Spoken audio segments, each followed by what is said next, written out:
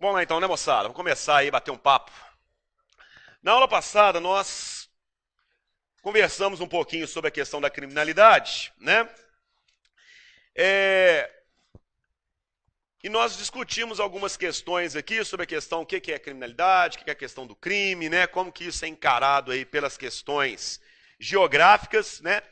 E é muito importante também, gente, a gente pensar o seguinte, né? Quando a gente determina alguns conceitos aí, a questão da criminalidade, a questão do crime, é lógico que você vai ter algumas diferenças com relação às áreas que estudam isso aí, né? No caso da geografia, você tem uma concepção, né? No caso da polícia, no caso da legislação penal, é outra concepção, né? Eles não necessariamente vão dividir essas informações, igual nós fizemos aqui, tudo para eles é a questão do crime e criminalidade se enquadram, né? na mesma função, mas é importante que vocês entendam aí, porque a geografia ela tem um lado, né, relacionado às questões sociais que são importantes. Então, essa questão da criminalidade ligada à questão social, ligada à questão mais do qualitativo, né, a questão do crime ligado mais à questão quantitativa, são fatores que necessariamente a gente tem que tomar cuidado quando a gente analisa, né, esses conceitos. Né? Então, fiquem atentos com isso, né, principalmente a essas questões aí, dessas diferenças que existem.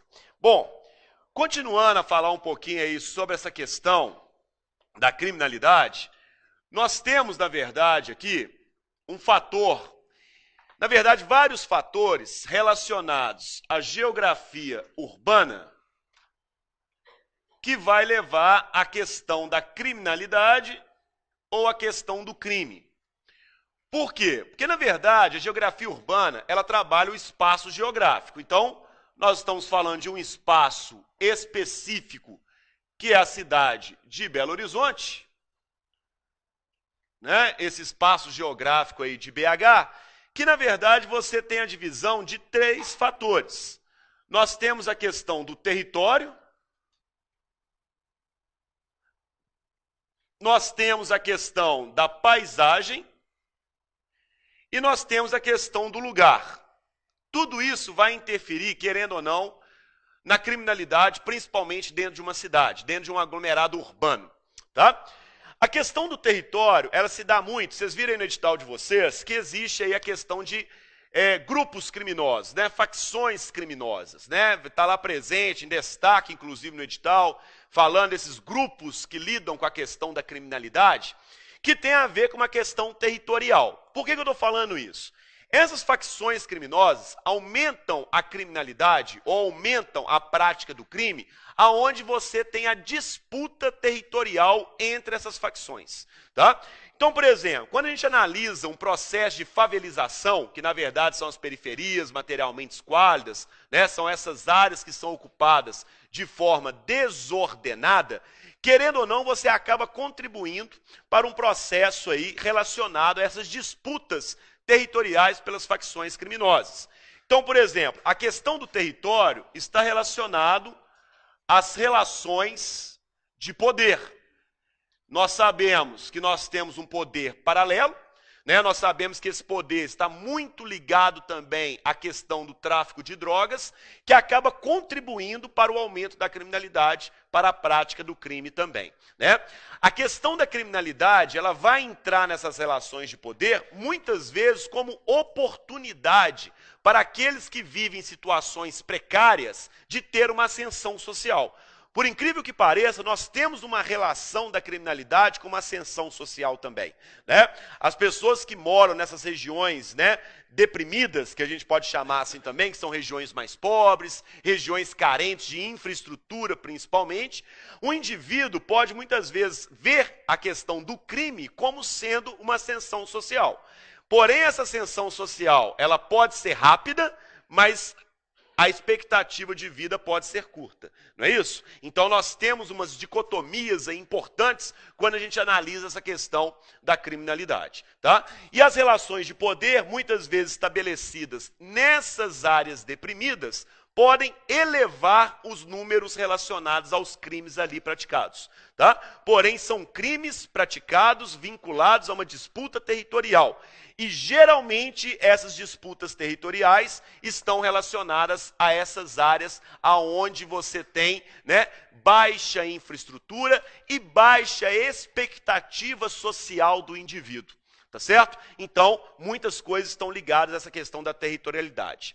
A questão da paisagem. Como que uma paisagem dentro da cidade de Belo Horizonte pode interferir na questão da criminalidade ou na prática do crime? Tá? Porque a paisagem, ela tem a ver com o aspecto físico. O aspecto físico da cidade. Tá certo? Então, por exemplo, uma área mal iluminada, uma área que você tem uma grande concentração de lotes vagos, lotes abandonados, isso pode facilitar a prática do crime? Sem dúvida nenhuma. Tá? Áreas que são consideradas, né, áreas vazias, áreas que você não tem grandes comércios, áreas que você não tem grandes fluxos de pessoas, de ir e vir das pessoas, também pode facilitar a prática do crime. Então a questão da paisagem, ela pode facilitar isso. Por que muitas vezes a gente vê a Prefeitura de Belo Horizonte fazendo revitalização de praças? Tá? Por que isso é importante? A revitalização de praças, ela traz o indivíduo para a rua. Então, o cara que pratica, né, uma atividade física ao ar livre, querendo ou não, você está dando dinamismo àquelas áreas. Então, isso pode reduzir a prática do crime, sem dúvida nenhuma. Tá? Quando a gente, por exemplo, né, tem a necessidade de combater, murar lotes vagos, que isso também é uma prática feita pela prefeitura, né? É justamente para evitar com que determinados indivíduos possam usufruir daquele lugar para a prática de crime. Então, a revitalização, muitas vezes, da cidade, ela está vinculada à redução do crime também, tá? Inclusive, nós temos uma lei, né, do plano diretor, que é a lei 7.165/96, que sofreu suas atualizações a partir de 2000, tá? Que joga o processo de urbanização dessas regiões mais periféricas, dessas regiões consideradas aí como favelas, né, um nome entre aspas aí, porque é um nome mais pejorativo, mas que é, né, aparece aí, querendo ou não, nos contextos que nós temos de uma cidade, a nomenclatura favelas, mas nós sabemos que são periferias materialmente esquálidas, né, são regiões que estão fora do centro, estruturalmente precárias, daí que significa, né, esse processo de favelização ou a desfavelização. Não sei se vocês repararam, mas nas referências bibliográficas de vocês, tem uma coisa chamada lá desfavelização. O que é isso, né? É justamente urbanizar as favelas. Tá? A urbanização das favelas também ajuda a você reduzir esse aspecto físico que pode facilitar a prática do crime, mas também aumentar a infraestrutura dessas pessoas que muitas vezes não têm esse tipo, né, de estrutura para poder ter uma qualidade de vida adequada. E isso está presente no nosso plano diretor da Lei 7.165. Né? Porque a lei que vocês precisam saber sobre a questão do plano diretor, ela se divide na questão patrimonial, na questão do patrimônio, na questão da segurança pública, não é isso? Já que vocês vão trabalhar, inclusive com a prática do crime, tanto com relação ao patrimônio, mas também com relação a pessoas, tá? Tem a ver com a questão relacionada a transporte e a questão relacionada ao meio ambiente. São essas intervenções do plano diretor que vocês precisam saber. A questão do patrimônio, a questão da segurança pública, a questão vinculada ao transporte, a questão relacionada ao meio ambiente. Nós vamos ver cada um desses fatores da lei, né? Mas tudo isso aqui busca uma questão de urbanização, uma melhoria da infraestrutura e uma melhoria da qualidade de vida. Quando a gente fala da questão patrimonial, né, revitalização de patrimônios, cuidar dos patrimônios, a Guarda Municipal, o patrimônio não está ligado somente a aspecto histórico, não, né? São bens públicos que pertencem ao município. Então, por exemplo, uma escola municipal é um patrimônio? Sem dúvida nenhuma, né? Um parque ecológico é um patrimônio? Claro, né? Então, patrimônio é tudo aquilo que pertence ao município de esfera pública, tá? A questão da segurança pública, vocês vão ver que um dos tópicos da lei lá do plano diretor é justamente o quê? A revitalização, a urbanização de favelas, tá? Justamente para você reduzir essa questão das relações de poder, porque o que acontece? Quando você não urbaniza uma favela, vamos colocar sempre entre aspas favela, tá? Mas quando você não urbaniza uma favela, você abre caminho para que o poder paralelo faça isso, tá? Você já deve ter visto, né, ouvido falar várias vezes dos milicianos. No caso de Belo Horizonte, as milícias, elas existem? Existem. Porém, numa esfera muito menor do que quando comparado, por exemplo, ao Rio de Janeiro. Tá? Que a gente sabe que lá o negócio já é mais, né, institucionalizado, por assim dizer. Não é isso? Só que aqui também nós temos isso. Então, por exemplo, o cara que lida com o tráfico de drogas nessas regiões, ele pode muito bem gerar um benefício para a população em prol da sua proteção. Não é? Então o cara fala assim, já que o poder público não chega até aqui, o poder paralelo, ele traz isso até mim.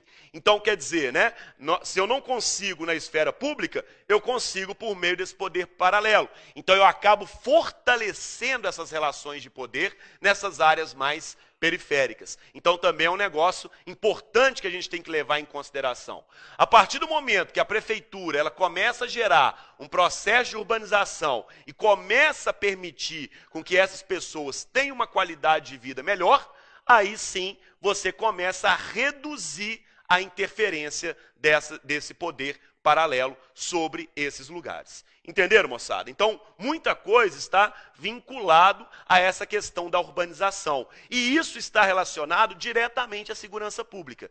Segurança pública, a gente não resolve somente com efetivo na rua, né? A segurança pública, ela parte desde o combate da criminalidade, que é um aspecto social, que vai gerar um combate do crime, que é um aspecto quantitativo. Tá certo? Então nós temos aí várias maneiras de encarar essa questão da segurança pública e, obviamente, de combater a questão da criminalidade. Tá? E o lugar, né? O lugar tem muito a ver com a identidade. Então as pessoas, elas criam identidades com relação àqueles determinados lugares.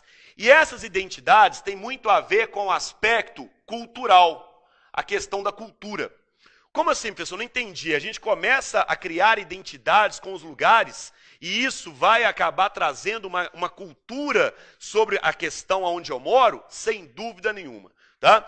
Se você pega hoje as pessoas que moram nessas regiões mais deprimidas, não necessariamente elas querem sair dali. Tá? Por quê? Porque elas já criaram todo um vínculo com aquele lugar. A pessoa foi criada ali, né? Nasceu ali, foi criada ali, assim como seus familiares. Ela conhece todo mundo ali, ela se sente acolhida naquela região. E outra coisa também, nós temos uma particularidade em Belo Horizonte, que é o quê? A ótima localização das favelas. Né? As favelas são bem localizadas em BH? Sem dúvida nenhuma elas são bem localizadas. Tá? Se você analisa aí, né, as primeiras favelas que surgiram, né, as primeiras periferias materialmente esquálidas que surgiram em Belo Horizonte, a grande maioria delas estão próximas ao centro ou estão próximas à área planejada. Por exemplo, a região da Serra, Morro do Papagaio, né, a Pedreira Prado Lopes, são todas áreas muito bem localizadas. Você consegue sair da PPL, da Vila PPL, né, Pedreira Prado Lopes, a pé para o centro, tranquilo. Né? Você chega ali numa boa, sem gastar muito com a questão aí de transporte. Se você pega, por exemplo, a favela do Morro do Papagaio, lá conhecidíssima ali na Nossa Senhora do Carmo, você chega até a região da Savassi num pulo. Né? Se você pega, por exemplo, a favela da Serra, também você chega na área central muito rápido. Então, são áreas, inclusive, consideradas o quê? Áreas nobres de Belo Horizonte. Tá? Então, nós temos uma característica muito própria disso aí. Agora, vai pegar aquelas pessoas e transferir para um lugar mais distante, mesmo que a casa seja melhor do que ela está hoje? Ela não vai. Né? Ou ela resiste aí. Por quê? Você está quebrando aquela identidade que ela criou com aquele determinado lugar, né? Você está quebrando aquela questão relacionada à cultura estabelecida naquela área. Tá certo? Então, por exemplo, quando a gente tem alguns projetos aqui, né, Minha Casa Minha Vida, né, nós temos alguns projetos aí relacionados a tirar pessoas de áreas de risco para levar para regiões, né, mais afastadas, dando para ela uma infraestrutura um pouco melhor. Muitas não querem ir.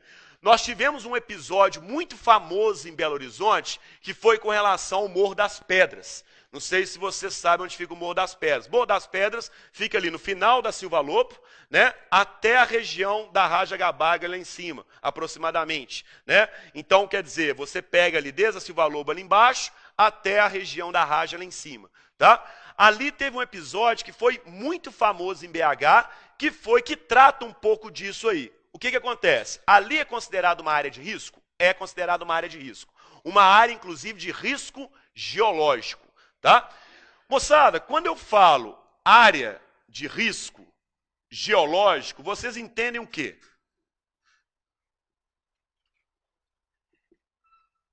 Área de risco geológico é a mesma coisa do que área de risco relacionada a inundações? Alagamentos? Não. O que é área de risco geológico? Desabamentos. Desabamentos de quê? Principalmente de encostas, né? Então, cuidado, quando a gente fala de área de risco geológico, nós estamos falando de desabamentos.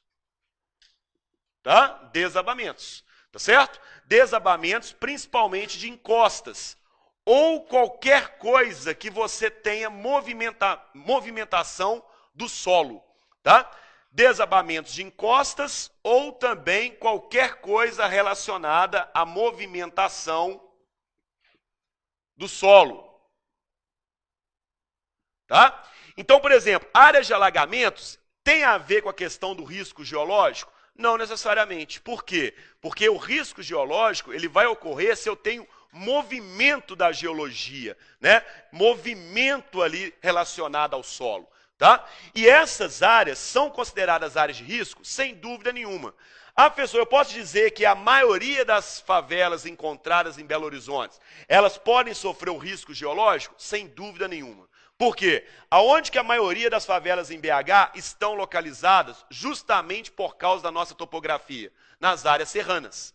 Tá? E por que nas áreas serranas? Porque eram as áreas limites de Belo Horizonte.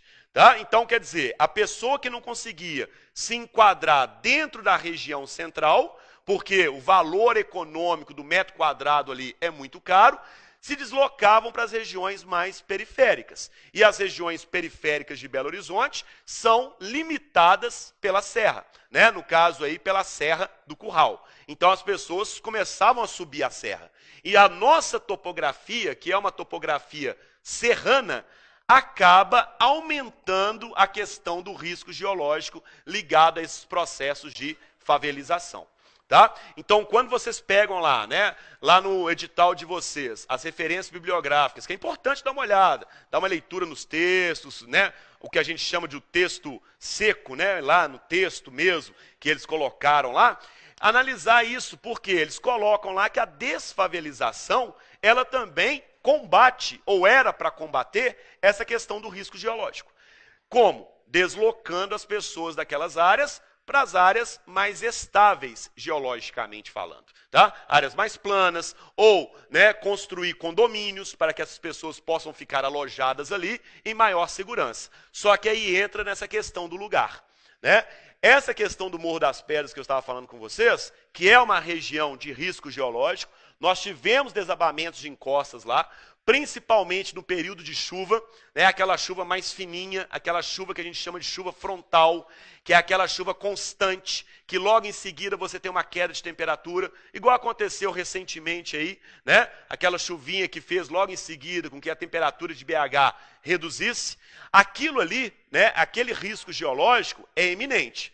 Então pensa o seguinte, ali tinha uma família morando no Morro das Pedras, que o homem foi deslocado com sua família para uma área mais estável, uma área sem risco geológico. O que ele fez? Ele pegou a família e retornou para a área de risco. Tá? e ali houve um desabamento em que o filho dele morreu. Tá? Esse homem foi acusado de homicídio. Por quê? Porque ele assumiu o risco de matar ao retornar para o local que estava, né, em eminente risco geológico. Então, quer dizer, ele assumiu o risco de matar, tá certo? E ele foi condenado por isso, tá certo? Então, quer dizer, essas questões urbanas, elas também têm uma lei que o protege, tá? Se o indivíduo, ele insiste em ficar numa área que traz uma ameaça para a sua família, ele está assumindo o risco de matar, sem dúvida nenhuma. Tá certo? Então existem parâmetros urbanos aí também que, obviamente, faz com que o cara quebre essa cultura e essa identidade com aquele determinado lugar. Mais tarde eles viram que, na verdade, o interesse do rapaz era porque ele comandava uma boca de fumo na região. Então, quer dizer, né, existia um vínculo ali muito maior do que a questão cultural. Né? Existia um vínculo comercial ali para ele e altamente lucrativo. Tá certo? Mas que acabou colocando em risco, assim como ocorreu a morte do seu filho, ao retornar para aquele local ali, que era uma área considerada anecúmena, uma área imprópria para habitação, uma área considerada de risco geológico. Tá? Então vocês fiquem muito atentos, porque em Belo Horizonte nós temos muitas áreas com risco geológico, muito vinculado à própria topografia da cidade de Belo Horizonte. Tranquilo, moçada? Entenderam isso aí? Tá muito claro, né? Isso é muito importante vocês interpretarem. Agora, a geografia urbana de Belo Horizonte, então, remete ao estudo do espaço geográfico, que está vinculado à questão da territorialidade, aonde você estipula as relações de poder. Que o crime pode ser aumentado ou reduzido por meio da paisagem que trabalha o aspecto físico, aonde o lugar, a identidade e a cultura permite com que aquelas pessoas residem naquelas áreas por mais tempo. Então, se a cultura e a identidade originam um lugar e esse lugar apresenta um aspecto físico que compõe a sua paisagem, facilitando a prática do crime, você estabelece relações de poder numa disputa territorial, compondo o espaço geográfico daquela cidade, que é estudado pela geografia urbana de Belo Horizonte. Tá certo? Então, quer dizer, as coisas estão totalmente interligadas. Tá? Uma coisa leva à outra. Tá? Até no processo de ocupação, você tem que tomar cuidado aí que você pode aumentar ou reduzir o aspecto relacionado à criminalidade. Tranquilo, pessoal? Alguma dúvida? Entenderam? Joia? Agora, quando a gente fala dessa lei aqui, né, 7.165, que é o plano diretor que nós temos, eles vão lá e estipulam, né, essas 4 subseções para vocês. Patrimônio, segurança pública, transporte e a questão do meio ambiente. Tá? Se a gente pega a questão patrimonial, como que nós podemos trabalhar isso? Então, vamos pegar aqui a questão do patrimônio, que a Guarda Municipal ela tem a obrigação de cuidar, porque ela pertence, inclusive, às suas funções. Né? A questão patrimonial, hoje em Belo Horizonte, nós podemos citar os prédios públicos municipais, né? Cada um na sua esfera, porque Estado é do Estado, o que é do município. Então nós temos os prédios públicos municipais, que aí no caso, né, a obrigação da revitalização, de cuidar, né, de evitar processos relacionados a pichações, tudo isso cabe à guarda. A revitalização cabe, obviamente, à prefeitura. Né? Ou, muitas vezes, o cara é dono de uma casa que foi tombada. O cara ser dono de casa tombada é a pior coisa que pode existir. O cara não pode modificar absolutamente nada. Ele não pode fazer uma reforma na casa, ele não pode mudar a fachada da casa, ele tem que manter tudo aquilo como sendo original. Tá? E isso acaba também contradizendo uma coisa que é o seguinte: a questão da história patrimonial versus a modernidade. Que aí nós temos um negócio relacionado àquilo que é para ser protegido, aquilo que é para ser preservado, contra aquilo que é moderno, contra aquilo que está vindo como novidade. Como que nós, né, em termos da questão do planejamento urbano, Como que isso aqui se combina ou automaticamente ele se confronta? No caso, para você hoje manter os patrimônios públicos, os prédios públicos, as fachadas de prédios que são tombadas, ou de casas que são tombadas, nós temos algumas áreas que, inclusive, as obras foram embargadas. Por exemplo, nós temos algumas áreas ali na Avenida Amazonas, próximo ao Colégio Santo Agostinho, tá? Aquelas casas ali do lado direito para quem vai ao centro, são todas tombadas pelo patrimônio público, elas não podem ser alteradas as suas fachadas, tá? Nós temos uma área ali também na Rua Leopoldina, ali na região do Santo Antônio, na região ali da Leopoldina, né? Inclusive eu conheço bem ali porque eu moro ali perto e sei que a situação ali é muito complicada, relacionado ao patrimônio público ali. Tem toda uma área que é quase um quarteirão que está todo, né, fechado. Vocês já viram aquela área ali? Né? Na Rua Leopoldina, eles fecharam todo um quarteirão ali, o pessoal que frequentava em Nome de Santo, Botequim Santo Antônio, o pessoal que saía, né? Alguém aqui saía? Né? Tá lembrando, né, minha querida? Da Quebradeira, né? Botequim Santo Antônio, não é isso? Bar do Lulu, ali. Falei Bar do Lulu, o olho até brilhou, né, meu querido? Um lugar ali bem frequentado, um lugar, né, era boêmio, era uma região boêmia de Belo Horizonte, né, essa região ali. Se você passa ali na Rua Leopoldina, esquina com Rua Congonhas, tá? Vocês vão ver todo um muro fechado ali, ó, de alumínio, que é uma obra que foi embargada pela prefeitura por causa dessa questão patrimonial, tá? Na Avenida Amazonas, aquelas casas ali, o problema é que as casas estão extremamente precárias, né? Elas estão extremamente assim, acabadas mesmo. Por quê? Não adianta você tombar, você tem que cuidar, né? E muitas vezes a prefeitura não tem condições de cuidar daquilo. E detalhe, a obrigação de revitalizar essas áreas é o dono. E aí o cara não vai gastar, às vezes, né, uma fortuna para revitalizar uma casa daquela. Ele vai deixar lá, né? E aquilo começa a virar o quê? Mais uma vez, um problema relacionado à segurança pública, porque viram casas abandonadas, né? Muitas vezes podem ser ocupadas por pessoas que querem cometer algum tipo de crime, por usuários de droga. Então, quer dizer, você acaba considerando algo extremamente importante para a história a algo ligado à questão da segurança. Então, por exemplo, deixar essas casas abandonadas, você está aumentando a possibilidade de cometer crimes, tá? Por quê? O cara que é um usuário de drogas, ele vai para essa casa, fica lá, usa droga, faz pequenos furtos para manter o seu vício, né? Esconde nessas áreas, inclusive contra a questão da segurança, e ali então começa a aumentar a questão do crime naquelas áreas, tá? Então por isso que a revitalização é muito importante. Essas duas regiões aqui, na Avenida Amazonas e na Rua Leopoldina, são áreas que a extensão é muito grande. Tá? Ali então, do lado do Colégio Santo Agostinho, você consegue identificar essa área. Na Rua Leopoldina também consegue, ali na esquina com a Rua Congonhas. Oi, meu bem. O quê? Na Rua Itapecerica? Me fala onde, mais ou menos, que aí você falou assim, perto do Odilon Beres. Todas são, né? Porque ali é a região, você está falando da região da Lagoinha ali, né? É aonde, inclusive, você tem a Cracolândia. Né? Então, nós não podemos esquecer que são áreas, que são casas. Santa Teresa tem muito, né? A gente não pode esquecer também de Santa Teresa. Só que Santa Teresa, ela tem uma característica que é um bairro ainda boêmio. Então, você tem movimentos ali, né? A Praça Duque de Caxias ali, você tem umas áreas ali que são áreas que frequentam, que você tem movimento, que você tem um dinamismo, tá? Diferentemente dessas áreas. Por quê?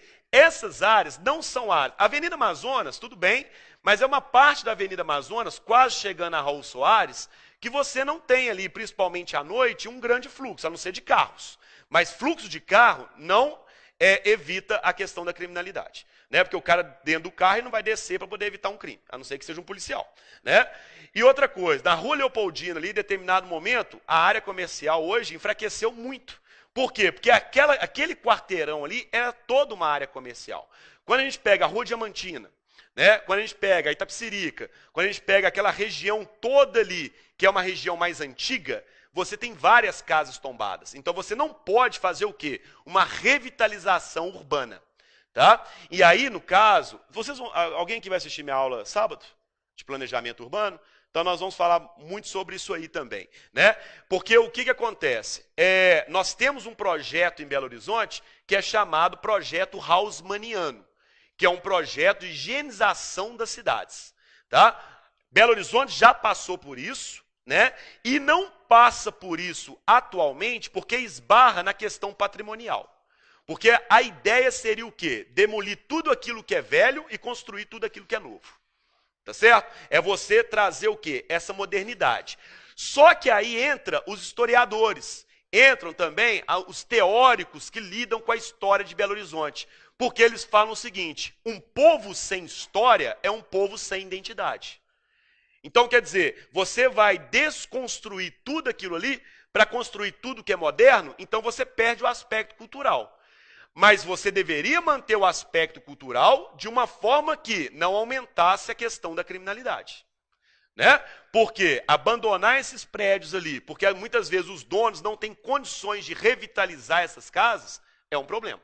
Tá? E cabe ao dono fazer isso, a não ser que o dono seja a prefeitura. Aí a prefeitura que é obrigada. Mas se ali é uma propriedade privada, cabe o dono daquelas casas ali revitalizar. Né? E eles não fazem isso. E aí qual está sendo a solução para permitir com que a modernidade aconteça junto à questão patrimonial? Não sei se vocês já repararam, mas os prédios estão sendo construídos no fundo dessas casas que são patrimônios. O que eles estão fazendo? Eles estão mantendo a fachada com as casas antigas, né? E no fundo dessas casas você tem lá um edifício moderno sendo levantado. Você vê muito isso aqui, ó, ali na Rua da Bahia, quase esquina com contorno, tá? Quase pegando a Carangola. Antes, né? Antes de você atravessar a contorno, você tem um prédio todo espelhado ali, vocês já viram? Todo espelhado, todo modernão, todo bonito. Só que na frente desse prédio moderno ali, tem uma casinha preservada. Tá? Tem uma casinha preservada ali, uma casinha antiga. Por quê? Porque a casa é patrimônio. Então eles não demoliram a casa, mas no fundo, provavelmente essa casa tinha um quintal muito grande, porque era uma característica, principalmente daquela área planejada ali de Belo Horizonte, né? Que você tinha uma elite que morava ali, né? Áreas muito grandes. Você então construiu esses prédios modernos, né? No fundo dessa casa. Então, quer dizer, isso é muito comum hoje em BH. Você manter a fachada. Quem estudou aí, por exemplo, na Faculdade UNA, ali da Rua Aimorés, perto ali da João Pinheiro, tá? A Faculdade UNA ali, conhece a Faculdade UNA? Né? Na Aimorés ali perto da João Pinheiro. Quando você olha lá, na frente da Faculdade UNA, são casas antigas. E quando você entra nessas casas, que você chega até o prédio da UNA lá no fundo. Não é isso? Isso também foi uma iniciativa para combinar a questão da modernidade com a questão da história. Tá? Então isso pode ser feito. Por que na Leopoldina e na Amazonas as obras estão embargadas lá? Porque já começou a demolir as casas. E a ideia não era demolir as casas, era preservar as casas, construindo no fundo dessas casas prédios modernos. Porque aí você mantém a fachada como sendo a questão patrimonial e no fundo trazendo a questão da modernidade. Entenderam isso? Tá? Então, né, são aspectos importantes que nós temos que levar em consideração quando nós trabalhamos a questão patrimonial. Tá, moçada? É claro também que esses prédios públicos, né, municipais, têm que ser preservados, como por exemplo aí nós temos, né, algumas casas que são tombadas, museus. Nós podemos citar aqui alguns museus, né, o museu ali de Minas Gerais, né, o Museu de Minas, que é justamente ali na João Pinheiro. Conhece? Ali é um casarão tombado, bonito, né? O Museu Abílio Barreto, que é o museu mais, né, onde você tem um casarão mais antigo de Belo Horizonte, que era a sede da fazenda do Curral del Rei. E vocês devem ver tudo isso em história, não é? Fazenda lá da sede do Curral del Rei, Abílio Barreto, né? E tudo mais, que é o casarão mais antigo que nós temos em BH. Tudo isso são prédios públicos municipais, tá? Outra coisa também que é importante, moçada, nós tivemos projetos, como eu falei com vocês, né, de higienização. Então nós tivemos projetos relacionados o quê? Belo Horizonte, você já teve uma parte que já foi totalmente demolida e que foi reconstruída. Nós podemos citar um exemplo muito claro, a Igreja da Boa Viagem. A Capela da Boa Viagem, ela foi totalmente destruída nesse projeto haussmanniano, que é um projeto de higienização. E foi construída mais tarde a Igreja da Boa Viagem. Então nós não podemos mais considerar a Igreja da Boa Viagem como sendo a igreja mais antiga de Belo Horizonte. Porque a igreja não é antiga, a capela era antiga, tá? Mas a capela já foi totalmente demolida, tá certo? E aí, continuando a questão patrimonial, nós podemos pegar, por exemplo, o projeto arquitetônico da Pampulha, né, moçada? Da Pampulha. Vou pegar os principais, tá, gente? Bom, o projeto arquitetônico da Pampulha, você tem lá prédios que são tombados pelo patrimônio, né? Sem dúvida nenhuma, pelo patrimônio público. Projeto arquitetônico da Pampulha, nós não consideramos Mineirão e Mineirinho, não, hein? Tá? Mineirão e Mineirinho tá fora do projeto arquitetônico da Pampulha, tá certo? Por quê? Porque o projeto arquitetônico da Pampulha foi feito lá para os 3 porquinhos mineiros. JK, que mais? Oscar Niemeyer, que mais? Hã? Quem? Otacílio Negrão? Não. Janete também não. Janete é o nome do parque municipal, né? Américo René Janete.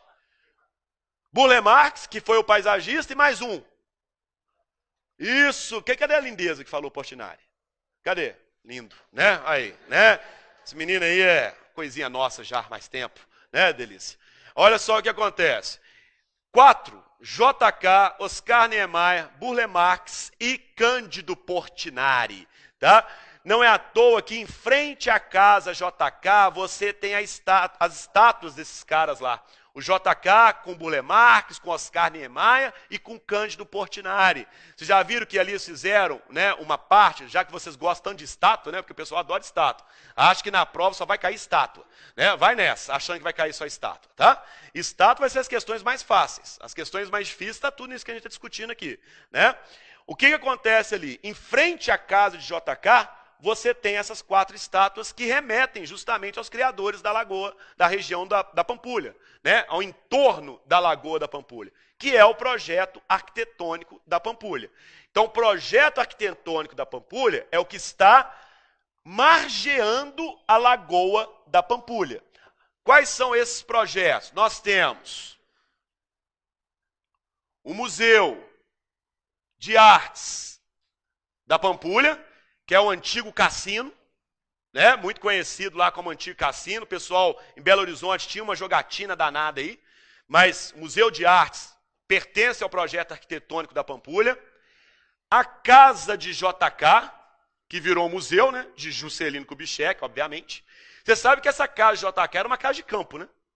A Pampulha, na verdade, ela foi construída como sendo um refúgio do grande centro urbano de Belo Horizonte. Não é à toa que a Pampulha está afastada, né? A Pampulha é bem afastada da área planejada. Por quê? Era uma área rural. Era uma área que JK curtia ali como sendo uma casa de campo, tá? Não era uma casa dele porque ele gostava de morar lá, não. Era uma casa de descanso de JK, que virou museu, tá? Nós temos também a Casa do Baile, que tem as suas características curvas, né? Bem característico de Oscar Niemeyer. Tudo que você vê que tem curva é Oscar Niemeyer. Então, aquele prédio ali na Praça da Liberdade, por exemplo, famoso prédio ali de Oscar Niemeyer, né? Quando você está de frente aqui para o Palácio da Liberdade, é o que está à esquerda, lá no cantinho com a Avenida Brasil. Não é isso? Que não tem garagem. Já reparou? A garagem dos prédios lá é tudo aberto. Por quê, gente? O cara não pensava que Belo Horizonte ia se tornar também essa metrópole, né? Com alto índice de violência, essa coisa toda ali. Então os prédios, os carros ficavam ali mesmo, né? Na garazinha apertada ali. Mal, o cara que tem uma caminhonete, né, meu filho? Igual você, por exemplo, tá fazendo seu filme aí. Né? Esse menino com esse bigodinho aí, né? Esse aí tem cara de fazendeiro, né? Então, olha só, esse menino planta café. Como é que você chama? Leonardo, né? Léo. né, Léo? Esse bigodinho aí é Léo. Né? Então aí o que acontece? O Léo ali, né? O Léo tem uma caminhonete ali gigantesca que não cabe naquela vaga ali. Então, né, o cara não sai do carro, ele fica preso ali. Então, quer dizer, era um projeto arquitetônico totalmente diferente que nós temos hoje. Tá? Fala, lindeza. Cadê? Tava faltando a espada de Grayskull, né? Fala, amor. Oi, meu querido. Residencial ainda. Inclusive, o que acontece ali? Aquele prédio do Oscar Niemeyer na Praça da Liberdade, a grande dificuldade das pessoas que moram ali, sabe o que é? Ter móveis. Porque o prédio é curvo. E o que facilita móveis é quina. Entendeu? Então, quer dizer, como ali é curvo, os móveis para encaixar ali tem que ser tudo planejado, tem que ser uma coisa fora do comum. Né?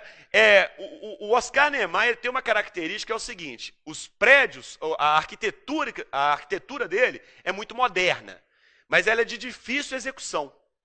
Tá? A sede administrativa do governo de Minas Gerais foi ele que fez, ali na divisa de Vespasiano com Belo Horizonte. Você pode ver que ali tem um prédio suspenso. O prédio é todo suspenso. Então é dificílimo a execução das obras de Oscar Niemeyer. Agora, era um cara que, né, sem dúvida nenhuma, estava bem à frente do seu tempo. Inclusive, o Oscar Niemeyer, ele tem muita influência de um arquiteto espanhol chamado Gaudí. Né? Então ele trouxe muito esse Gaudí para o Brasil. Gaudí foi um arquiteto, né, que viveu precisamente em Barcelona, que deu origem, inclusive, à catedral mais conhecida do mundo, né, a Catedral da Sagrada Família, em Barcelona, que está inacabada até hoje, e tudo dele é curvo, né, tudo você vê essa questão da curva. Então o Oscar Niemeyer trouxe um pouco dessa ideologia de Gaudí para Belo Horizonte e para o Brasil, porque também ele foi responsável pela construção de Brasília. Então, né, você vê muito isso nas arquiteturas de Oscar Niemeyer. Tá? A Casa do Baile, ela tem também, né, o seu formato curvo, principalmente no seu telhado, você vê literalmente essas curvas. E é claro que nós não podemos esquecer do Yacht Club. O Yacht Club, literalmente, ele era uma região portuária, né, para você ali colocar os iates que passeavam pela Lagoa da Pampulha. Inclusive, você tinha esportes aquáticos sendo realizados na Pampulha, que o Márcio Lacerda, né, deslumbrou isso aí, falou que, né, até o final do ano do mandato dele, todo mundo estaria nadando na Lagoa da Pampulha, fazendo, né, esportes radicais. Se você cair na Lagoa da Pampulha, meu filho, é perigoso você derreter. Tá? Porque ali você tem metais pesados, que muitas vezes são trazidos da onde? Do esgoto, moçada. Ali cai esgoto. Ah, pessoa, mas tem um parque ecológico da Pampulha que ele trata o esgoto de Sarandi e Ressaca. Não, senhor. Né? Ele não consegue tratar toda a água de Sarandi e Ressaca, não. Inclusive, os córregos Sarandi e Ressaca são córregos que vêm de Contagem. Então, o problema está lá em Contagem. É o problema que nós temos com os municípios vizinhos, relacionados ao combate da questão do meio ambiente. Né? Então, quer dizer, para não poluir a Lagoa da Pampulha, esses córregos tinham que ser tratados lá na sua origem, ou seja, lá no município de Contagem, tá? Que pertence à região metropolitana de Belo Horizonte. Tá certo? Quantos municípios pertencem à região metropolitana de Belo Horizonte mesmo? 34. Com ou sem Belo Horizonte? Com. Sem Belo Horizonte são quantos? 33. Né? Olha, beleza, hein, gente? Ó, 100%. Né? Tô gostando de ver, já estão preparadíssimos para a prova. Né? Olha que pergunta. Já pensou cair um trem desse? Tem gente que acha que vai cair isso. Né? Gente, cuidado, né? Prova de ensino fundamental 2 é diferente de prova de ensino médio. Cuidado com isso. Né? Porque tem gente que fica decorando só negocinho, né? Ah, eu estou passando aqui, que estátua é essa? Deixa eu ver que estátua que é. É importante saber? Claro que é, faz parte do roteiro turístico de Belo Horizonte. Agora, roteiro turístico de Belo Horizonte não significa que você tem que sair por aí conhecendo estátua, não, né? Porque nem o município de Belo Horizonte conhece todas as estátuas que nós temos. Tá? Tem estátuas que não são catalogadas em Belo Horizonte. Tá? Os caras colocaram lá, igual, por exemplo, tem uma estátua ali na Getúlio Vargas, em frente ao TRT, que é um busto de uma pessoa ali. Quanto você quer apostar que várias pessoas já devem ter falado que aquilo ali é Getúlio Vargas? Né? Porque muita gente falou assim, ah não, tá na Avenida Getúlio Vargas, tem um busto ali, é Getúlio Vargas. Lógico, é óbvio, não é Getúlio Vargas. É um gaúcho que está ali. Se você vê pela bombacha dele, se você vê pela roupa dele, aquele lacinho aqui, aquela gravatinha aqui, ó, tá? Aquilo é coisa de gaúcho. Eu sei o nome? Não. Né? Por que você não sabe o nome, pessoal? Você não sabe nada de geografia? Não, não é isso não, porque eu já fui no município, nem o município sabe que estátua é aquela. Aquilo foi colocado num determinado governo e ninguém sabe quem que é o cara. Não tem registro daquela estátua, né, daquele busto ali. Mas dizem que é um gaúcho que foi muito importante aí para não sei o quê, e homenagearam ele na Avenida Getúlio Vargas.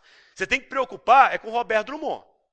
Porque o Roberto Drummond, ele não está localizado na Getúlio Vargas, mas está localizado na região da Praça do Diogo de Vasconcelos, que é a Praça da Savassi. Roberto Drummond, já falei com vocês a grande importância que ele tem, né? Afinal de contas, aquela célebre frase, né? Enquanto tiver uma camisa preta e branca no varal, o atleticano torce contra o vento. Não é isso, meu bem?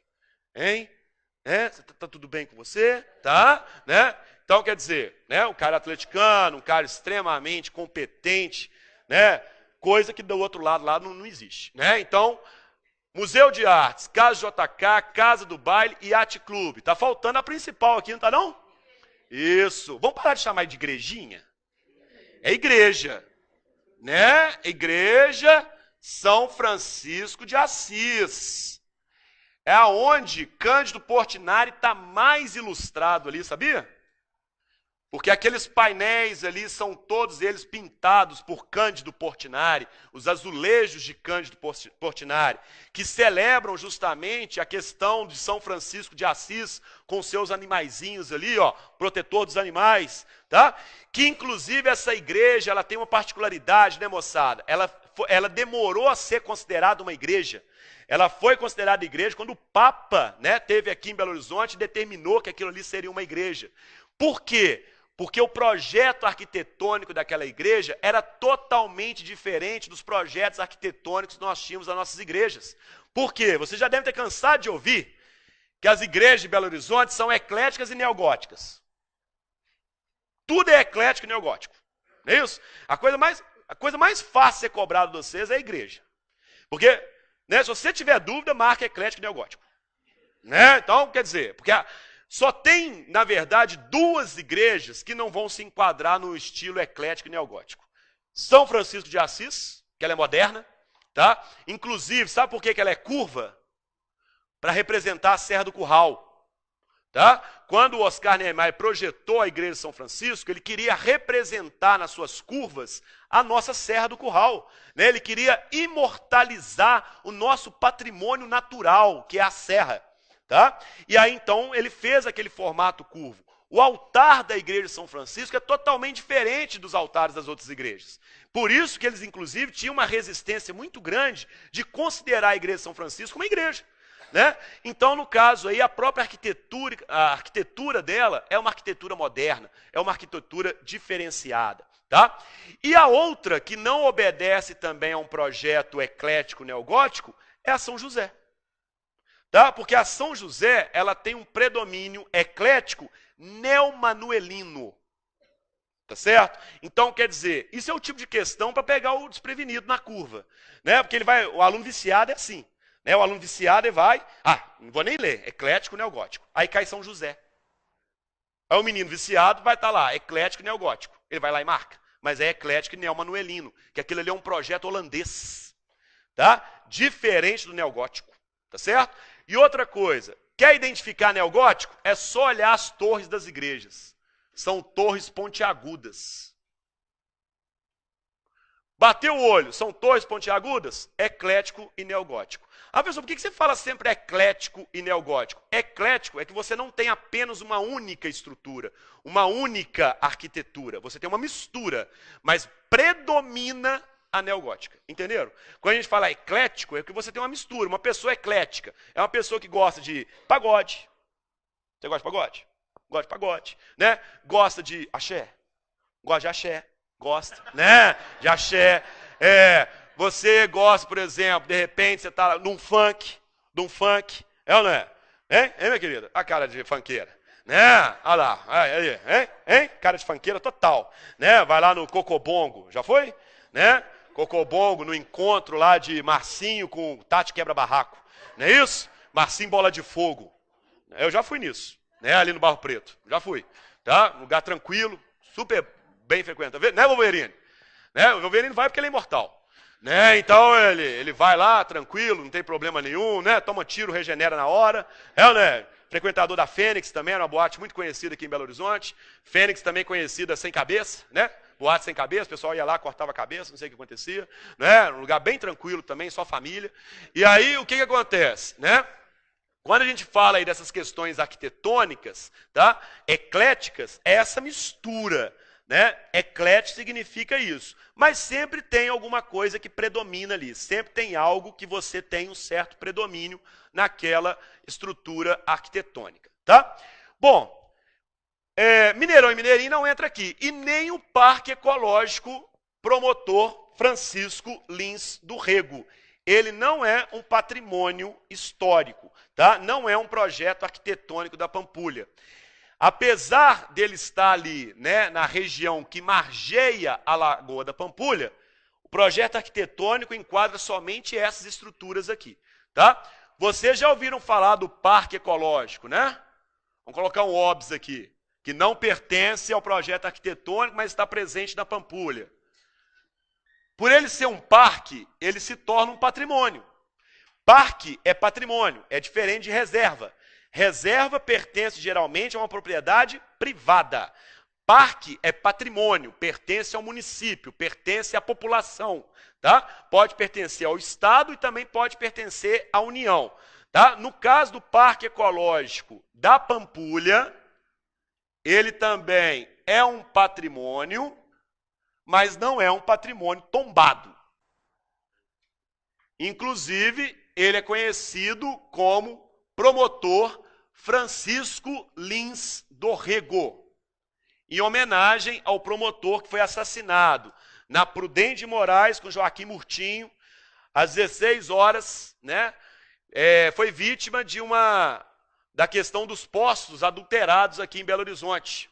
Ele que fiscalizava isso aí, ele foi assassinado, né, ali naquela região que tem até um busto na esquina ali, ó, de frente àquele posto ali da BR, que homenageia o promotor que foi assassinado ali naquela região ali, exatamente, naquele sinal ali, indo para o MP ali na Raja Gabaglia, né? Então, quer dizer, ele foi assassinado ali. O Parque Ecológico da Pampulha, ele tem uma particularidade bem interessante. O que é? Qual que é essa particularidade aqui? Ele é formado pela sedimentação da Lagoa da Pampulha, tá? Então, ele tem essa particularidade aqui, ó, que ele é formado pela sedimentação da Lagoa da Pampulha. Sedimentos. Por isso tem um monte de praga lá, né, gente? Sedimentos é lixo, né? É entulho. Não é à toa que um dos projetos da Lagoa da Pampulha é tentar fazer o quê? Desassorear a Lagoa da Pampulha. O que é desassorear? Retirar o excesso de sedimentos. Sedimentos é lixo, né? Tudo que é jogado na Lagoa da Pampulha ali, inclusive sedimentos orgânicos. Por isso que aquele parque ali, ele tem um tratamento de água ali, tem um tratamento de esgoto ali, tá? Ele tem uma ET, que a gente chama de ET, Estação de Tratamento de Esgoto, tá? Ele tem uma ET ali, tá certo? Que, na verdade, era uma tentativa de despoluir a Lagoa da Pampulha com o excesso de matéria orgânica jogado ali, trazido pelos córregos Sarandi e também o córrego Ressaca. Tá? Ultimamente, está tendo uma discussão muito grande sobre o Parque Ecológico da Pampulha, com a presença das capivaras e a presença também dos jacarés lá. Né? Quer dizer, está quase um Pantanal mato-grossense. Né? Você tem jacaré, você tem capivara, só falta tuiuiu. Tuiuiu. Para quem não conhece tuiuiu, é aquela ave branca lá do Pantanal mato-grossense. Você lembra, meu filho? Já viu a novela Pantanal? Juma Marruá? Você não lembra da Juma Marruá, não? Fala a verdade. Vai que virava onça. Não? É? Da minha época isso. Eu não podia ver a abertura, não. Minha mãe me colocava de lá para eu dormir, né? Porque eu era pequenininho. E a Juma aparecia pelada nadando lá. Você lembra disso, querido? Fala a verdade, meu bem. Fala a verdade. Né? Isso aí é da época de Roque Santeiro, tá aí falando, que não lembra de Juma Marruá. Né? Então, quer dizer, né, o Pantanal Mato Grossense ali na Lagoa da Pampulha já está armado, né? Tem capivara, tem jacaré. Vocês sabem que já foram catalogados ali 22 jacarés na Lagoa da Pampulha, né? O bicho está procriando ali. Agora, quem foi, né, o infeliz que jogou o casalzinho de jacaré? Não é isso? É a pergunta que não quer calar. Né? Podia cobrar isso na prova. Quem foi que jogou, né, o casalzinho de jacaré na Lagoa da Pampulha? Ninguém sabe. Fica aquele jacaré lá, comendo cachorro, né? Ele adora comer um cachorro de vez em quando, né? O que tiver ele está comendo, pombo, garça, pessoas, né? Então, quer dizer, né, a criança está brincando, tem que tomar cuidado, né, meu bem? A criança solta da mão, né? Vai ali para você ver o jacaré. Cadê a criança? Né? Então, quer dizer, é uma coisa que pode acontecer. Geralmente, quem está de saco cheio do menino, né? Vamos passear lá no Parque Ecológico hoje, vão lá, né, passear, está de saco cheio do menino. Vai lá, velho, joga lá, joga a pedrinha pro jacaré, né? Vai lá. O jacaré vai, só tá a perna do menino afundando assim, né? Então, quer dizer, ali tem um problema relacionado a esses jacarés ali, que, querendo ou não, né, eles começam a ameaçar, principalmente algumas pessoas que pescam na Pampulha. Isso é um problema social seríssimo, né? Aquelas pessoas que pescam na Pampulha ali, gente, não poderia pescar numa água onde você tem uma grande quantidade de metais pesados, como nós encontramos ali. Imagina, ali tem saneamento básico, moçada, ali cai esgoto, tá? Quando o Márcio Lacerda teve aquela loucura de falar, né, que a Lagoa da Pampulha já estava apta a esportes aquáticos, por que ele não foi? Né? Por que ele não foi lá, pegou o iate dele, ficou lá, né, brincando lá? Porque todo mundo sabe que aquela água é extremamente contaminada, tá? Nós temos o Parque Guanabara, mas o Parque Guanabara não é patrimônio, né? Não é necessariamente aí um projeto arquitetônico. Ele é um parque que tem o objetivo, né, de você gerar o divertimento ali, mas faz parte também da orla, mas não é projeto arquitetônico. Mangueiras. Eu sou da época do Mangueiras. Entendeu? Até parece que vocês são muito novinhos, né? Quem fica olhando, eu dando aula aqui, o pessoal deve estar em casa, né? O pessoal deve estar em casa, eu falo assim, os professores devem estar lidando só com adolescentes aqui, né? Porque não lembra de Pantanal, né? Não lembra do Parque Mangueiras. O Mangueiras tinha o Minhocão lá. Você já andou lá no Minhocão? Você já andou? É? Delícia. Lá, na verdade, tem 2 minhocões aqui em Belo Horizonte. O Parque Municipal, que é o minhocão mais antigo. Já andou no minhocão do Parque Municipal? É, você mesmo. O Eric Clapton na sala. Hã? Já, né? Já levou o menino para andar, mas você nunca andou, não. Né? Entendi. Tá, porque, na verdade, quando meu pai me levava para andar no minhocão, eu gostava de sentar na cabeça. Porque na cabeça é onde você tem o movimento mais curvo ali, né? De subida e descida. Então era realmente uma delícia ali, tá? Nós temos que ir lá. Vamos lá, tá? Vou te mostrar lá onde que a gente anda. Tá certo? Não. Tá aqui, olha os ciúmes. Esse aqui falou assim, uma pessoa não quer sentar na cabeça não, quer sentar atrás. A gente vai sentar atrás. Tá? Não, fica tranquilo. Que também é o mesmo movimento que a gente faz. No meio que não tem graça, né, querido? Hein, meu bem? Quando você vai no Minhocão? Já foi no Minhocão? Já, né? Que é parque municipal lá que o diga, né, meu bem? Que esse pedalinho ali, né? Já tem menino? Foi feito lá no parque municipal ou não? Né? Não dá certo. Porque o pessoal lá, vão lá chupar uma jaca, antigamente era assim. Né? Vão lá chupar uma jaca no parque municipal. Você sabe que você não pode ficar pegando aquelas jacas lá no parque municipal, não, né? Burrinho? Que delícia. Andar de burrinho no parque municipal também é gostoso. Agora, o Minhocão não tem lugar melhor, né? Para mim, o Minhocão é o melhor que tem lá. Agora, o Minhocão do Parque Guanabara é sensacional, porque ele é maior, né? Tem mais camadas, é melhor para você poder se divertir lá. Né? Já foi no Parque Guanabara, já? Levar menino também ou eu sei que foi? Eu sei que foi mesmo. Entendi, delícia, né, minha querida? Bom, bons tempos aquele que o parque funcionava, né, minha querida? Hoje o parque já não funciona mais, o Minhocão já estragou, né? Então, olha lá. Olha aqui, outro projeto, outro patrimônio que nós temos, né? É o Parque Municipal aí, ó. Falando dele aqui. O Parque Municipal Américo René Gianetti. Também conhecido, né? Assim, na verdade é o nome dele oficial, né? Parque Municipal de BH, o Parque Américo René Gianetti, né? René. E aí o que acontece então? O que o Parque Municipal tem de importante em se tratando de patrimônio? Primeiro que o Parque Municipal, ele tem uma questão ambiental extremamente importante para a cidade de Belo Horizonte, tá? O que ele tem? Ele, na verdade, equilibra, ele gera um equilíbrio térmico no centro de BH. Hipercentro, né, gente? Chamar de hipercentro. Hipercentro é a parte mais central, a parte comercial, tá? Como que esse equilíbrio térmico acontece? O Parque Municipal, ele já teve aproximadamente 600 mil metros quadrados, tá? Hoje ele tem um pouco mais que 180 mil metros quadrados. Ou seja, já foi um parque muito reduzido pelo processo de urbanização, tá? Então ele sofreu muito com o processo de urbanização, principalmente na construção da área hospitalar de Belo Horizonte e mais precisamente da Avenida Alfredo Balena, tá? Que é justamente essa avenida que dá acesso à área hospitalar de BH. E aonde nós temos ali dois grandes hospitais que são referências na América Latina, hein? O Hospital das Clínicas, tá? Na verdade são três, né? Porque um é de politraumático. O Hospital Santa Casa, que tem um dos melhores mestrados na área de saúde, e o Hospital, obviamente, João 23, né? Referência em politraumatismo. Então, quer dizer, todo mundo aqui que se acidenta vai para o João 23, né? No primeiro momento. Depois que você está fora de perigo lá, você é direcionado, se você tem um plano de saúde, aí você é levado para o hospital que você, né, que tiver vaga, que você tiver preferência, tá? Mas politraumatismo, nós temos ali o João 23, que é referência, né, não só em BH, como em toda Minas Gerais, em toda a região aí, e uma das maiores referências da América Latina com relação a politraumatismo. O Hospital das Clínicas dispensa comentários, é o hospital da UFMG, né, pertence à Universidade Federal de Minas Gerais, onde nós temos a Faculdade de Medicina, tá?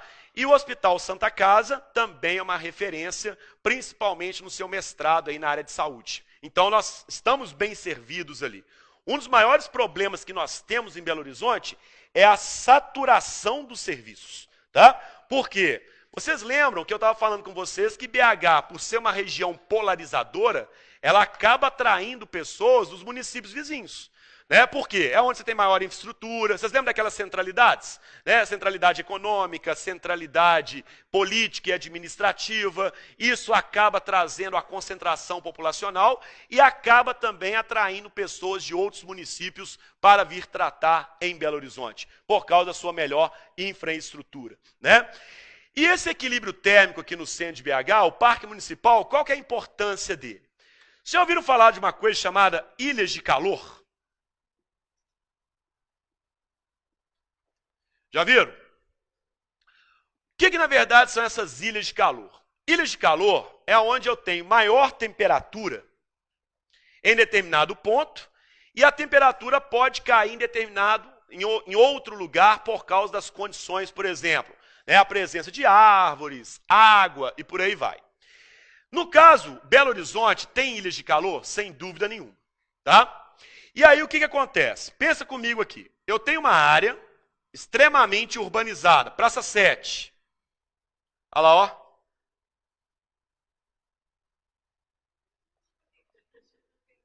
Praça 7. Tá? É, a Praça 7. Tá certo? Olha o pirulito lá. Tá? Esse aqui é o pirulito. Tá? O pessoal de casa, o pessoal de Cuiabá, o pessoal de, né, São Luís, esse aqui é o pirulito que a gente tem aqui. Tá? Pirulito grande. Tá? De vez em quando no carnaval eles colocavam uma camisinha no pirulito, uma coisa baranga demais, mas colocavam. Né? Geralmente, quando você tem alguns eventos aqui de manifestações, a Praça 7 de Setembro é literalmente aí colocada como sendo uma de grande visibilidade em Belo Horizonte, apesar de que se você quiser parar Belo Horizonte toda, para a Praça Raul Soares. Dica para os manifestantes que querem barbarizar a cidade. Né? Se você para a Praça Raul Soares, você para a Avenida Amazonas, Avenida Bias Fortes, Avenida Augusto Lima e Olegário Maciel. Olha que interessante. Né? As principais avenidas de BH. Então você fecha Centro-Sul, você fecha Oeste, você fecha Norte, você fecha tudo. Né? É melhor do que Praça 7. Tá? Então, né? Tem que estudar geografia para fazer manifestação, gente. Né? Então, quer dizer, o pessoal não estuda, tá? Então, nós temos aqui, ó, uma área. E nós temos a pavimentação, né, moçada? Que aí é o principal problema. A pavimentação. O que é pavimentação? É asfalto, tá? E nós temos uma coisa chamada albedo. Para quem não sabe, o albedo é um índice reflexivo dos raios solares. Tá? E aí o que acontece? Se eu tenho uma tonalidade mais escura, eu vou absorver mais esses raios solares, transformando mais raios solares em calor. Tá? Se eu tenho uma área mais clara, eu vou refletir mais esses raios solares, né? Transformando menos raios solares em calor. Certo? Então, o que acontece aqui? Ó? Vamos pensar o seguinte. Belo Horizonte, a parte do hipercentro, ela tem uma área extremamente urbanizada. Tá? E os raios solares, eles vão ser absorvidos ali, principalmente pelo asfalto, e vão ser liberados na forma de calor, que é o que a gente chama de raios infravermelhos. Tá? Então, por exemplo, eu tenho lá, saúde, viu? Está entupida, isso é inversão térmica, nós vamos falar disso daqui a pouco. Tá? O pessoal começa a entupir quando começa a cair a temperatura, por causa de inversão térmica. Isso é muito comum em Belo Horizonte. Quem que está entupido aí? Deixa eu ver, o que é, querido? Ah, beleza, né? Entupida aí. Maceió. O pessoal de Maceió vem na região equatorial, não está acostumado aqui com o clima tropical de Belo Horizonte. Né, meu bem? Conhece a Lagoa da Pampulha? Lagoa da Pampulha? Conhece? É? Já viu os jacarés lá?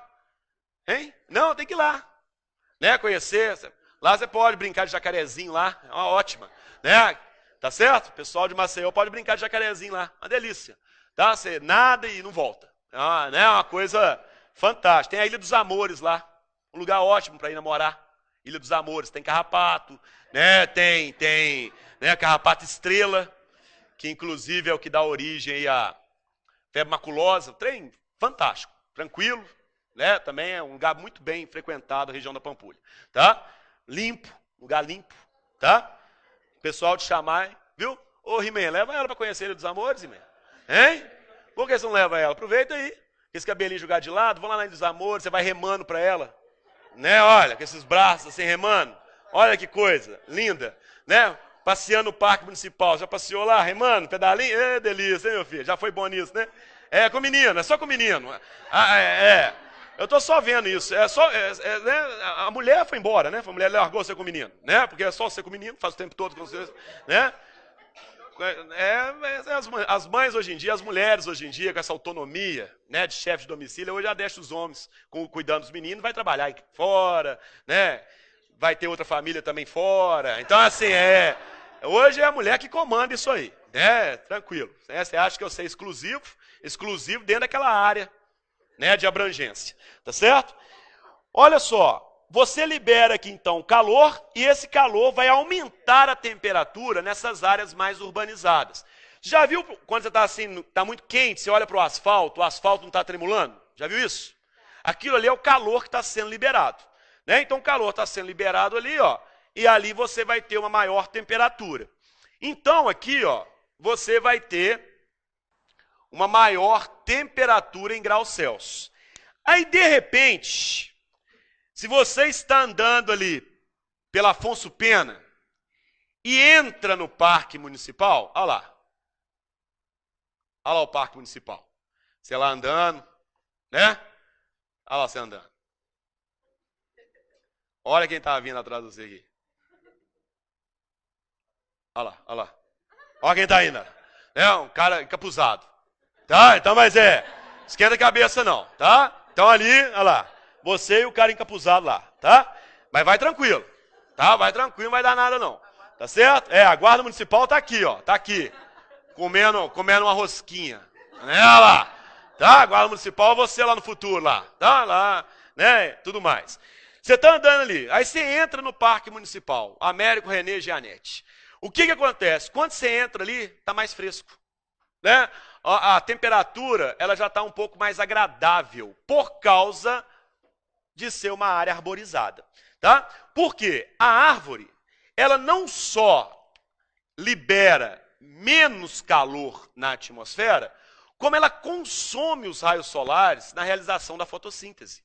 Então, quer dizer, esse calor aqui que é liberado é um calor em menor quantidade.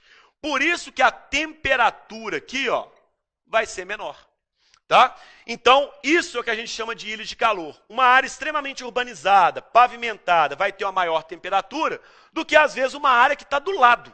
Por isso que é chamada de ilha, isolado. Tá? É um ponto isolado, é um ponto pequeno isolado, aonde você vai ter grandes temperaturas ocasionadas pelo processo de urbanização. Por isso que o parque municipal, ao ser reduzido, né, de 600 mil metros quadrados para um pouco mais de 180 mil metros quadrados, você perde em área verde, você perde nessa questão relacionada à qualidade de vida. Né? Então, isso acaba fazendo com que você tenha uma necessidade da presença do parque municipal naquela região da Afonso Pena. Tá? Então, ele tem uma importância ambiental, moçada. Tá? Ele tem uma influência ambiental. E detalhe, né, pessoal? O parque municipal ali também permite com que você tenha maior infiltração de água. Você gera menor, né, possibilidade de áreas de inundação. Ainda mais porque do outro lado, lá na Avenida Andradas, você tem o Rio Arrudas. Então, quer dizer, se eu não tivesse uma área ali para infiltrar mais a água e reduzir o escoamento da água, a possibilidade de eu ter áreas de inundação é grande. Tá? Então, manter áreas verdes, inclusive, faz parte do plano diretor nosso. Nós temos que manter áreas verdes e áreas que permitem a infiltração da água. Tá? Justamente para evitar o quê? Áreas de alagamentos, áreas de inundações. Tá? Por exemplo, o que é melhor em se tratando da questão ambiental? Eu ter pavimentação ou eu ter calçamento?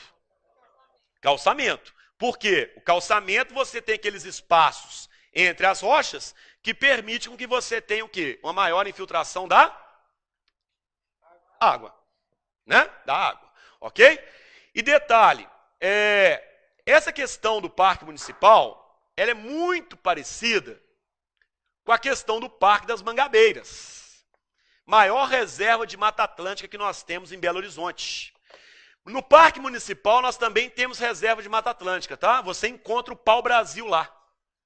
Tá? Então, quem nunca viu o pau-brasil, vai lá no Parque Municipal para você ver. É uma ave fininha, porque o pau-brasil ele não era utilizado na história para madeira, não. É para produção de tinta, né? Das caravelas, que eles pintavam as caravelas. Então, a produção era de tinta. Tá? Então, lá no Parque Municipal, uma espécie endêmica da Mata Atlântica, nós já vimos isso, né? Por isso que a Mata Atlântica é considerada um hotspot, né? Você encontra o pau-brasil lá no Parque Municipal. Então, você tem vestígios de Mata Atlântica no Parque Municipal, mas a maior concentração de Mata Atlântica é justamente no Parque das Mangabeiras, tá? Que é um patrimônio também. Então, olha só, nós estamos falando só de patrimônio por enquanto, hein? Nós temos aqui, então, o Parque das Mangabeiras. Ah, detalhe. Vamos ver, vocês estão craques mesmo. Quem que foi o paisagista do Parque Municipal?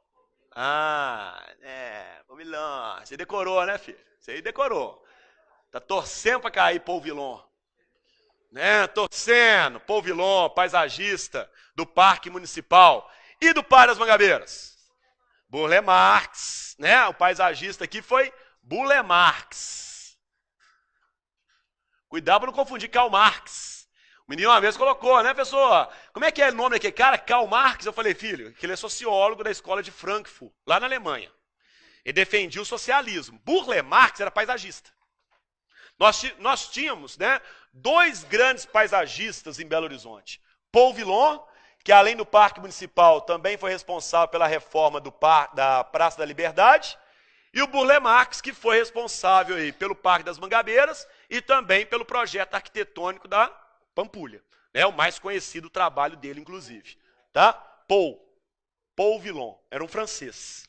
Tá? Paul Villon é um francês. Não é à toa que ele fez com que o Parque Municipal tivesse uma semelhança com os jardins franceses e fez a reforma da Praça da Liberdade, imitando os jardins de Versalhes, né, do Castelo de Versalhes. Né? Já foi em Castelo de Versalhes, meu bem? Já? Hã? Já? Versalhes? Tem que ir lá conhecer Versalhes, é imenso. Tá? Você se perde no jardim. Aí você lembra que você está andando no parque lá no Palácio da Liberdade, lá na região lá da Praça da Liberdade, você está andando pelos jardins de Versalhes. Uma imitação, né? Coloca entre aspas assim, porque né, tem gente que fala assim, não preciso conhecer não, porque eu já conheço a Praça da Liberdade. Né? Para que eu vou lá no Palácio de Versalhes? Né, meu filho? Já foi lá? Com o menino? Né, não? Ainda bem, né? Bom, o Parque das Mangabeiras, gente, ele tem aproximadamente 2,3 milhões de metros quadrados. Não é quilômetros quadrados não, né, gente? Porque quilômetros quadrados, o Brasil tem 8,8 milhões de quilômetros quadrados. Se o Parque Municipal, do Parque das Mangabeiras tivesse 2,3 milhões de quilômetros quadrados, era quase o tamanho do Brasil, né? Imagina o Parque das Mangabeiras, começava aqui e terminava lá em Roraima. Né? Então, milhões de metros quadrados, tá? O que marca o Parque das Mangabeiras é que ele pertence à grande reserva, né? O Parque da Serra do Curral. Na verdade, o Parque das Mangabeiras ele faz parte de um complexo, né? Que é o complexo Parque Serra do Curral. Que aí nós temos um parque também, além do Parque das Mangabeiras, desse complexo, que é o Parque Paredão da Serra. Já ouviram falar? Paredão da Serra? Fica do outro lado do Parque das Mangabeiras. Pensa comigo aqui, você está lá na Praça do Papa. Praça do Papa daqui. Aí você está vindo Afonso Pena aqui, ó. Aí você contorna a Praça do Papa, tem uma ruazinha aqui, uma coisinha para você, né, ir lá. Tomar cuidado nessa região aí, viu, gente? Toma cuidado quando vocês estão circulando aí na Praça do Papa. Tá? Se alguém te convidar para ir na Praça do Papa, toma cuidado, viu, querido? Já foi lá? Já? Mas você também, né, já quebrou tudo aqui em Belo Horizonte, né, meu bem? Você é daqui mesmo? Ah, você é de todos os lugares. Tá tudo bem? Você tá usando o quê? Você quer ser guarda desse jeito aí? Hein? Nessa loucura? Imagina você lá no Parque Municipal. Né? Olha lá. Tomando conta do parque. Aí chega o menino e pergunta, como é que eu vou para a Praça 7? Segue aí. Olha, né? É isso que a gente está precisando. Né? Eu acho que é por isso que esse concurso foi suspenso. Acho que eles descobriram quem está fazendo. Né? Tem que ter, né? Tem que ter uma vasculha, tem que vasculhar melhor essas pessoas. Olha, esse cara com a camisa de Corinthians fazendo guarda municipal, meu filho, ninguém vai saber se você é o guarda ou se você é o meliante. Né? Porque olha lá, tá certo? Você é corintiano, meu filho? Você é da onde? Você é de São Paulo? Não, você é daqui e torce pro Corinthians. Falta de identidade, né? Você não tem aquele negócio cultural que eu acabei de falar aqui, não, né? É aqui que eu moro, é aqui que eu quero ficar, pois não há lugar melhor que BH. Né? Como é que você chama, lindeza? É o Thomas. Né? Na minha época tinha um funk que chamava Thomas, né? Era um negócio bem interessante. Não, é da sua época, assim, né? Você curtia com o menino? Não, com o menino é outro aqui, desculpa, né? Nunca vi tanto menino. Aí o que acontece lá? Você tem lá a Praça do Papa, né? Praça do Papa lá, Praça do Papa. Opa, peraí, isso aqui é o tal São Francisco. A Praça do Papa é assim, né? Onde o Papa chegou, olhou e falou que Belo Horizonte, em 1980, né? Eu tinha nascido quando o Papa veio aqui. Não, tinha não. Ainda faltava uns meses para eu nascer. Tá? Eu nasci em 80.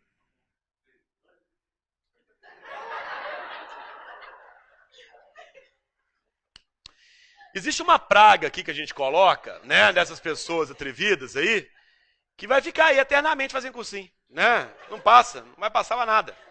Né? Nem pra, sei lá, nem pra porteiro.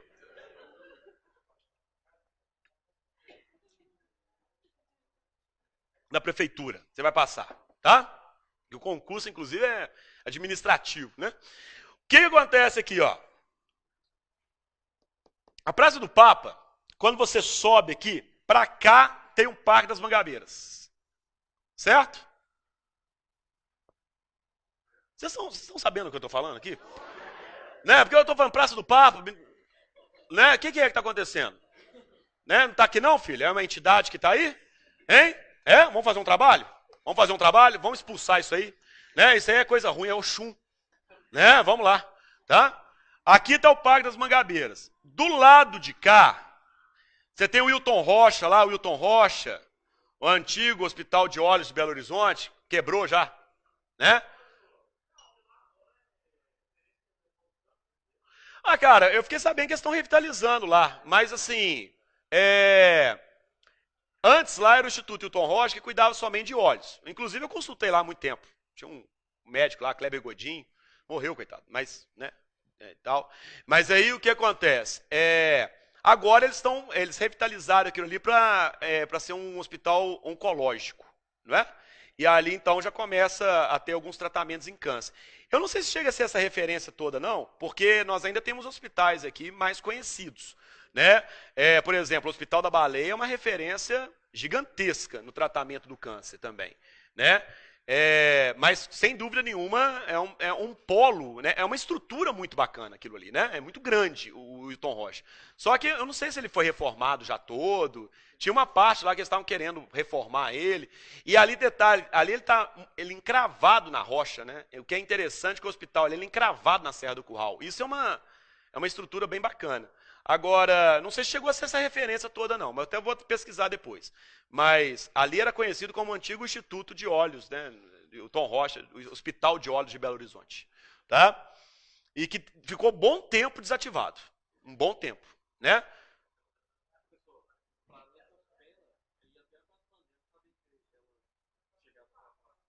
A Praça do Papa ali, ela vai.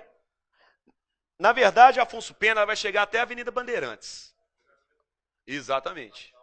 É onde você tem ali a escola de Guinhar, da UENG, tá à direita. Ali já começa Agulhas Negras.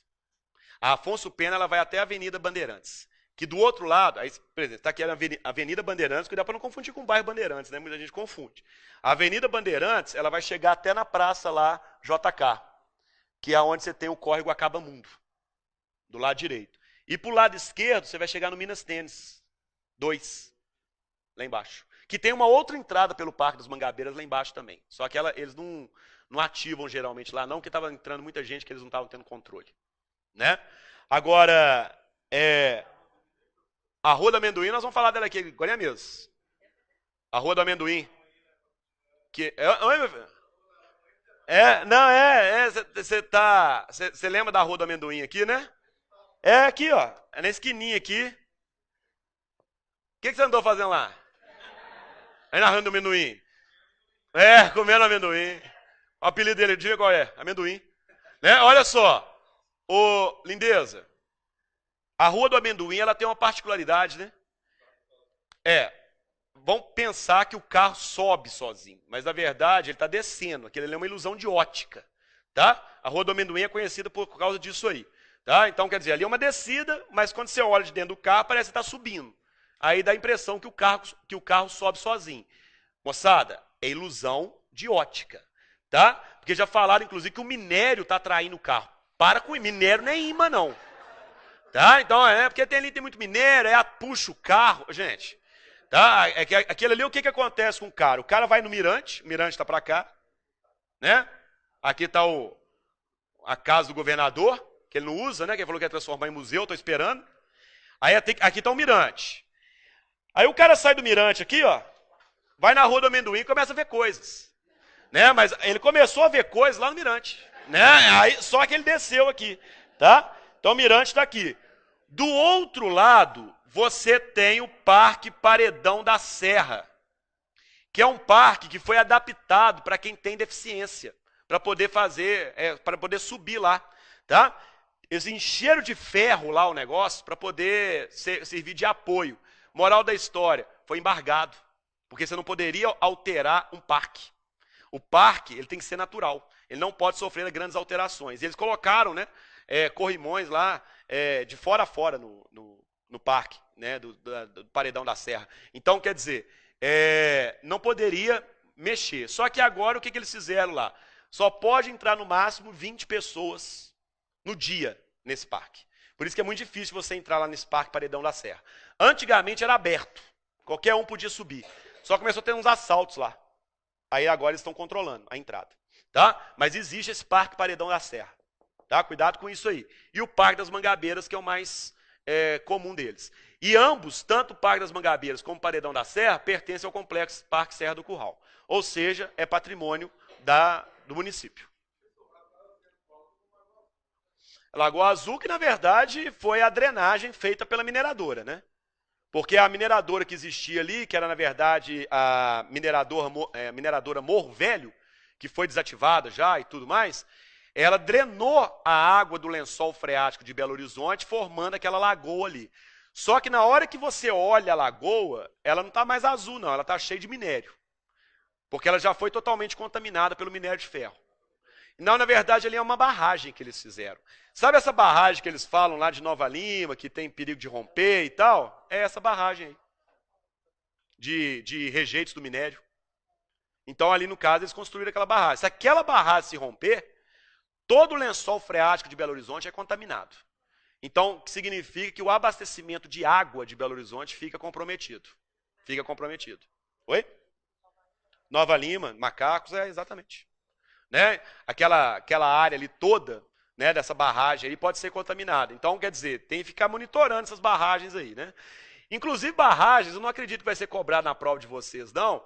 Mas, assim, é uma coisa que pode afetar Belo Horizonte se ocorrer o rompimento delas. Né? Então, pode afetar principalmente o abastecimento de água da cidade. Tá? É isso que pode ocorrer lá. Tá? E aí, né, a gente sabe muito bem que é uma região do quadrilátero ferrífero. Gente, Minas Gerais, né, não iria sobreviver sem o minério. Tá? Porque, sem dúvida nenhuma, grandes cidades mineiras aqui vivem dos royalties do minério. Tanto que eles não querem que a Vale saia daqui, né? Eles querem que a Vale permaneça. Porque se a Vale sair daqui, vários municípios se tornarão cidades fantasmas. Porque sem o minério não tem renda. Simplesmente isso. Né? E o pessoal também não tem emprego. Então é um negócio meio complicado. Já aconteceu isso em Mariana, está acontecendo agora em Brumadinho, né? Barão de Cocais, e são cidades circunvizinhas a Belo Horizonte. Né? Então, quer dizer, querendo ou não, tem um efeito. Porque pode não cair especificamente falando de barragens, mas pode falar, por exemplo, se eu retiro essas mineradoras dessas cidades circunvizinhas, qual que vai ser o impacto para Belo Horizonte? O fluxo migratório vai ser gigante para BH. Por quê? Essas pessoas não vão ter emprego nessas cidades, vão se deslocar para Belo Horizonte. Ou vão deslocar definitivamente, ou vão promover o deslocamento pendular de forma mais intensa, né? Que é a pendularidade. Não é isso? O cara que mora no município vem trabalhar em Belo Horizonte. E aí, qual que é o problema para Belo Horizonte? A saturação dos serviços, a saturação de emprego, né? A saturação do trabalho.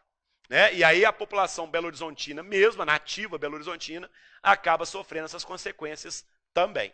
Então, apesar de não ser algo diretamente relacionado a BH, é algo que pode, sem dúvida nenhuma, atingir Belo Horizonte. Tá? E lembrando que Brumadinho faz fronteira com BH, né? Não podemos esquecer disso. Nova Lima faz fronteira com BH, né? Tudo lá na porção sul, né? Então você tem na porção sul Nova Lima, na porção sudeste, na porção sul Brumadinho, na porção sudeste Nova Lima. Então quer dizer, você tem ali uma área ali que já é bem preocupante, né? Então,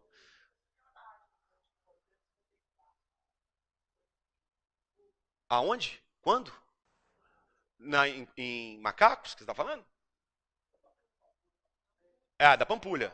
É a da Pampulha. Aí, no caso, qual o período que ela rompeu? Foi em 54. Agora, o que causou? Não. A parte da Pampulha ali, a barragem da Pampulha, ela é artificial. Tá? O que aconteceu foi um rompimento durante o seu processo ali de inauguração da Pampulha. A Pampulha foi instaurada na década de 40. Então, quer dizer, na década de 50, quando teve esse rompimento, é que, na verdade, a barragem transbordou. Então, tanto que a barragem hoje, ela tem um compartimento que ela abre para poder diminuir o volume da lagoa. E aí, alaga o bairro que está embaixo. O bairro Aeroporto, por exemplo, tudo vai sendo alagado. Que é uma forma de controlar. Mas o problema é que você tem uma barreira ali que as pessoas embaixo que não podiam habitar aquelas áreas, mas habitaram. Então, quer dizer, quando você abre a comporta ali para desafogar a barragem, acaba inundando a parte de baixo. E aí é um outro problema que é gerado. Né? Mas aí, no caso, é diferente. Aí, no caso, nós estamos falando de questões artificiais. Essas barreiras que são construídas, elas são construídas com o próprio terreno. Por isso que elas têm esse movimento que a gente chama de talude, que é o que o pessoal fala aí, que é o movimento de massa. Porque a tendência da massa é ir acomodando.